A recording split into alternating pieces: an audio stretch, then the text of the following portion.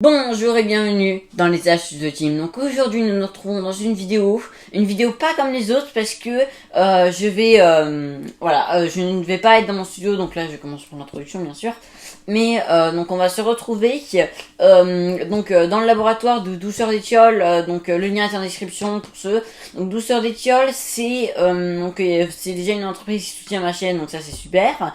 Et donc c'est une entreprise qui fait des confitures, des pâtes à tartiner, tout ça. Et du coup c'est super. Donc ils nous ont laissé le droit d'aller visiter et voir comment ils fabriquent leurs confitures, étiquetage, tout ça. Donc c'est très bien. Donc on va se retrouver directement dans leur labo avec Florent Gondouin, donc celui qui fait les confitures, donc voilà. Donc je suis au laboratoire des Douceurs d'Étiole. Donc déjà Étiole, où est-ce que c'est? Bah c'est en Ile-de-France, donc une grande carte s'affiche au montage ici. Donc je suis avec Florent Gondouin, donc le fondateur des Douceurs d'Étiole.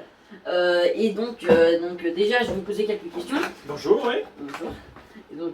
Où est-ce qu'il est un petit peu, comment avez-vous eu l'idée de ces confitures en fait?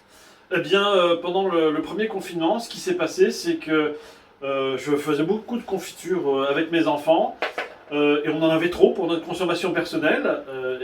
Mes enfants ont eu l'idée d'en vendre d'abord aux voisins et puis ça a énormément marché. Et depuis ce moment-là, on a décidé avec Cécile d'ouvrir une boutique en ligne de confitures et de pâtes à tartiner. Voilà, et donc, déjà, c'est qui Cécile? Parce que vous me parlez comme ça. Cécile, c'est ma compagne, celle qui partage ma vie aujourd'hui. Aujourd'hui, elle partage ma vie. Justement, voici Cécile, ma compagne, qui va vous présenter notre dernière création, Poire Tatin. Bonjour, donc voici justement nos pots Douceur d'Étiole, des confitures artisanales, faites avec des fruits frais, que des fruits frais qui viennent de France, et le plus possible, le plus proche de chez nous, ou en tout cas avec le plus de goût et le plus sucré possible. Donc c'est Florent qui fait la production des confitures. Donc là il est en train justement de couper les poires. Et puis en fait on sélectionne nos fruits avec beaucoup de soin. On va sur les pavillons de Rungis pour choisir nos fruits avec une grande précision de façon à ce que nos confitures aient le plus de goût possible. Voilà, je vais laisser Florent vous expliquer ensuite la production des confitures. Merci Cécile. Donc ensuite, là aujourd'hui, on a des poires. Donc quel goût on va faire avec ces poires. Donc ces poires Williams. Alors aujourd'hui, on va faire des poires chocolat. Donc ce que je fais d'abord, c'est que je coupe mes poires en petits morceaux. Je garde toujours la peau. Alors je les épépine bien sûr, hein, j'enlève les pépins. Oui. Mais ce que je fais, c'est que je les coupe en petits morceaux, histoire qu'il y ait quand même un peu de mâche à l'intérieur. Oui. Mais quand même suffisamment petit pour que la confiture soit onctueuse et sans trop de gros morceaux en fait.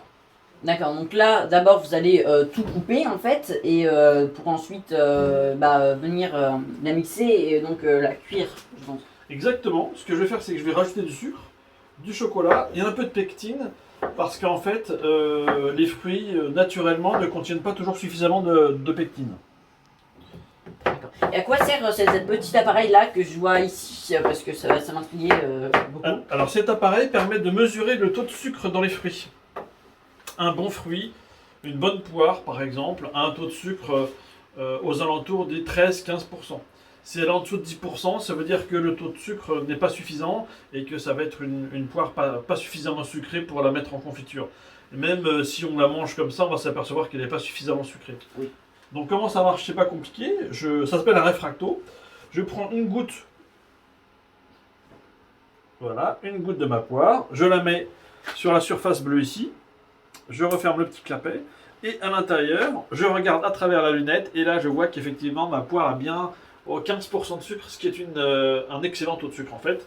Et c'est l'idéal, ça veut dire que c'est la bonne maturité pour faire des confitures. Pour vous rendre compte, une petite photo s'affiche maintenant un peu à quoi ça ressemble à l'intérieur. Donc voilà. Donc maintenant on va se retrouver après à quand finalement on va cuire ces poires. Donc voilà, on revient tout de suite voilà, avec le rendement. Donc nous nous retrouvons là et je vous demande où est-ce qu'on est un petit peu. Alors on a coupé nos poires et là je les ai fait cuire et je les ai fait réduire. Donc ça, là elles cuisent depuis pas mal de temps. Elles sont maintenant compotées. On va pouvoir rajouter notre pectine dans le sucre, puisqu'il faut toujours mélanger d'abord le sucre et la pectine. Je vois une petite poire, est-ce que je pourrais la goûter? Bien sûr. Parce que voilà, faut toujours goûter les fruits.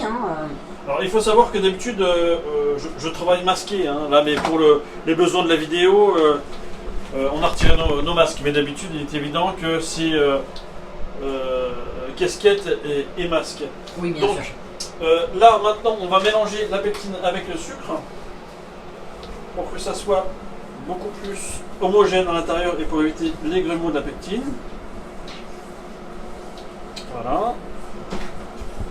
C'est bien mélangé. Et là on va pouvoir ajouter le sucre. Alors là il y a 60% de sucre, 60% de fruits pour 40% de sucre. Voilà. Là je mets mon sucre à l'intérieur. Je vois ça, on dirait du jus de citron. C'est du jus de citron. D'accord. Et là on va faire poire chocolat. Donc là on a du chocolat noir, Oui. 50% de cacao. Donc là, je vais incorporer mon sucre à mes fruits.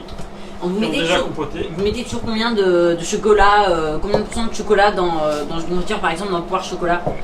Alors dans poire chocolat, je mets environ 5% de chocolat. Voilà, pour pas que ça soit trop chocolaté. Exactement. Sinon après il y a toujours des secrets de fabrication, donc un petit peu, voilà, il y a un petit peu aussi tout votre savoir-faire qui est là bien sûr.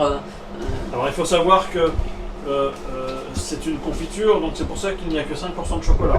On ferait une pâte à tartiner, ça serait différent. Oui, mais vous faites aussi de la pâte à tartiner. Donc voilà, donc c'est pour cette étape-là. Puis après, moi je vais vous montrer l'empotage. Donc l'empotage, on verra après. Et donc là, il faut attendre que ça cuise. Pendant pas mal de temps. Et on se Donc retrouve là juste après. je vais rajouter mon jus de citron. Voilà. Et mes grains et drops de chocolat. C'est pareil, le chocolat, je pense que vous essayez de prendre de la qualité, de la belle qualité, je pense, de chocolat. Alors on prend soit du Valrhona, soit du Baricaibo. Hein, ce sont les deux marques que l'on utilise ici. Ce qui permet d'avoir un chocolat de qualité. Donc on se retrouve juste après. Donc pendant que ça cuit les confitures, on se retrouve ici un petit peu dans le stock, hein, même s'il n'y a pas que ça en termes de stock. Mais j'aimerais vous poser quelques questions. Qu'est-ce qui vous a amené ici et surtout comment vous êtes dit j'ai les capacités pour faire les confitures, je vais en faire? Eh bien en fait, ça fait maintenant plus de 10 ans. J'étais chef à domicile chez des particuliers plusieurs soirs par semaine. Donc effectivement j'avais une solide expérience de la cuisine. J'ai toujours été passionné par la pâtisserie, les confitures, la cuisine, le goût. Donc en fait c'est venu tout à fait naturellement. Oui, donc un petit peu comme ça. Mais aussi il y a d'autres produits comme là je vois ici derrière moi une pâte à tartiner par exemple. Vous avez des pâtes à tartiner aussi, par exemple j'ai noir éclat d'amande. Vous ne faites pas que des confitures donc Effectivement, j'ai décidé de prendre des noisettes italiennes. Et dans nos pâtes à tartiner, il y a 40% de noisettes, 40% de chocolat et seulement 20% de sucre. Donc c'est ce qui permet d'avoir vraiment une pâte à tartiner avec un excellent goût de noisette et un excellent goût de chocolat. Et on a fait plusieurs parfums. On a chocolat noir, chocolat au lait, chocolat blanc, du dolce, du chocolat rubis, avec des éclats de noisette, de la feuilletine, de la menthe. Et des épices, des huiles aromatiques, plein de choses comme ça. Et j'ai vu aussi noir absolu, donc je me suis dit noir absolu, je me demande un petit peu en quoi ça consiste. Alors noir absolu, on met 40% de noisettes, 40% de cacao pur. Donc là c'est vraiment, voilà, c'est très fort. Très fort en chocolat. Et aussi je vois vous avez énormément de goût en termes de confiture, donc et j'ai une question aussi, quand par exemple vous n'avez plus fraise intense, comment vous faites, sachant que est-ce que vous faites des fruits que de saison ou Alors, autrement? il n'y a plus de fraises intenses, enfin il n'y a plus de fraises, On n'utilise que des produits frais, bien sûr pas de produits surgelés, donc on utilise des fruits de saison, français si possible, donc la fraise ça va être en gros au mois de juin, où véritablement là on va faire nos confitures de fraises, et lorsqu'on n'a plus de stock, eh bien on n'a plus de stock. C'est comme ça. C'est pour ça que vous limitez un petit peu le nombre de pots par semaine. Exactement. On essaye de limiter pour que tout le monde puisse en avoir tout au long de l'année. Si par exemple on a 10 000 pots de fraises, eh bien, chaque mois, on va dire, bah voilà, on se limite à 1000 pots en vente. Et donc pour finir là-dessus, vous avez combien de points de vente? Où est-ce que vous vendez? Comment, si jamais voilà, ceux qui nous regardent peuvent acheter, comment faire? Alors, sur le site web, www.douceurdetioles.com, Donc le site sera en description, hein, bien sûr. ou bien on commence à avoir plusieurs points de vente. Alors, on a des épiceries fines, on a des boutiques touristiques, comme par exemple dans une ferme pédagogique, des salons de thé. Donc, le nombre de points de vente augmente un peu plus chaque mois. On peut les voir d'ailleurs sur le site web. D'accord. Donc on va tout de suite passer l'empotage et avant j'aimerais remercier donc Florent Gondouin et les douceurs d'Étiole qui me soutiennent dans ma chaîne YouTube et donc voilà, Voilà. je les Et remercie. je voulais remercier aussi mes enfants et ma compagne sans qui j'aurais jamais pu faire tout ça. Voilà, donc on se retrouve tout de suite dans l'empotage et voilà. Nous sommes à l'étape de l'empotage, donc un petit peu l'étape la plus importante. Donc nous avons mis un masque, donc toi des gants et, pour protéger les cheveux parce que c'est toi qui vas empoter. Car évidemment pour ne pas à cause de raisons Covid et bien sûr toutes les raisons sanitaires. Donc là on va passer à l'empotage. On va empoter, c'est parti. Donc, nous nous retrouvons directement au versement, donc petite coupure parce que le temps un petit peu de transpirer. Donc on va faire chaque pot et donc c'est une application bien sûr. Donc on va pas faire tous les pots parce que c'est un peu long et aussi par exemple pour l'étiquetage, donc chaque étiquette sera mise à la main, ça c'est un travail assez long, donc c'est Florent Gondouin et Cécile sa compagne qui s'occupent de tout étiqueter, vraiment de tout faire en fait, c'est eux qui font tout et donc j'espère que cette vidéo vous a plu, donc on touche à sa fin et est-ce que si vous voulez voir d'autres vidéos, il y a un bouton abonné qui vient, est-ce que tu veux prendre le bouton abonné? Je le prends. Voilà.